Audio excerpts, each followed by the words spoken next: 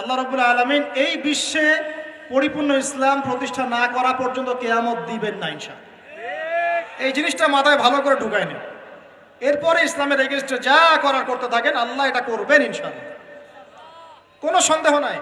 লা শাক্কা ফীহি, এর মধ্যে কোনো সন্দেহ নেই। কার দ্বারা করবেন, কিভাবে করবেন, আল্লাহু আ'লাম বিস-সাওয়াব, আমরা জানি না। এখন তালুতকে আল্লাহ পাক মনোনীত করলেন। ইউশা বিন নুনকে বনু ইসরাইল বলছে, আল্লাহর পথে আমরা যুদ্ধ করতে চাই, আমাদের জন্য নেতা দাও একটা। তখন ইউশা বিন নুন বলছে, আমি যদি নেতার জন্য দোয়া করি, তোমরা তো আবার পৃষ্ঠ প্রদর্শন করে পালায় যাবা, তোমাদেরকে চিনি ভালো করে, আমরা তোমাদেরকে খুব ভালো করে চিনি। তখন বনু ইসরাইল বলছে, না আমরা এটা করবো না। কেন করবো?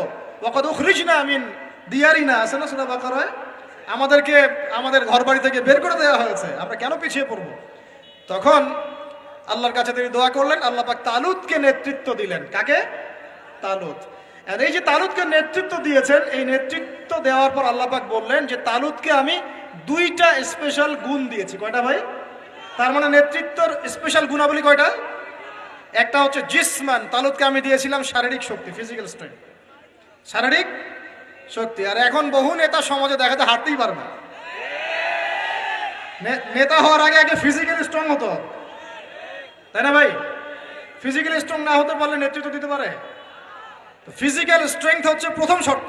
সে সুস্থ ছিল এবং শারীরিকভাবে অনেক শক্তিশালী ছিল। কে? কার কথা বলছি? যুগে যুগে সমস্ত নেতৃত্ব দেখেন। ওমর ইবনুল খাত্তাব শারীরিকভাবে দুর্বল ছিল না ফিজিক্যাল স্ট্রেংথ ছিল? কি কোনটা? স্ট্যামিনার কেমন ছিল? আলী রাদিয়াল্লাহু আনহু শারীরিকভাবে কি দুর্বল ছিল? উসমান, আবু বকর রাদিয়াল্লাহু আনহুমা, তারা কি দুর্বল ছিল? নবী সাল্লাল্লাহু আলাইহি ওয়াসাল্লাম নিজে দুর্বল ছিলেন? 40 জন পুরুষের শক্তি তার গায়ে ছিল। কতজন ভাই? আর আল্লাহু আকবার। 40 জন পুরুষের শক্তি কার গায়ে ছিল? তারপরে তিনি কোনোদিন কারো গায়ে থাপ্পড় দেন না, কারণ নিজের উপর আঘাত আসলে তিনি মাফ করে দিতেন। শুধু একটা যুদ্ধে তিনি তীর নিক্ষেপ করেছিলেন, ওই তীর এক কাফেরের গলার পাশ দিয়ে চলে গেছে, ওতেই তার মৃত্যু হয়ে গেছে, ওতেই। নবী সাল্লাল্লাহু আলাইহি ওয়াসাল্লামের মনেও যদি কষ্ট দিত, আল্লাহ পাক তাকেও পাকড়াও করতেন, আযাব দিতেন। নবীজি না বললেও আল্লাহ পাক তাকে পাকড়াও করতেন। যাই হোক, তাহলে তালুতকে প্রথম যে গুণাবলী দেওয়া হয়েছে নেতৃত্ব, সেটা কি?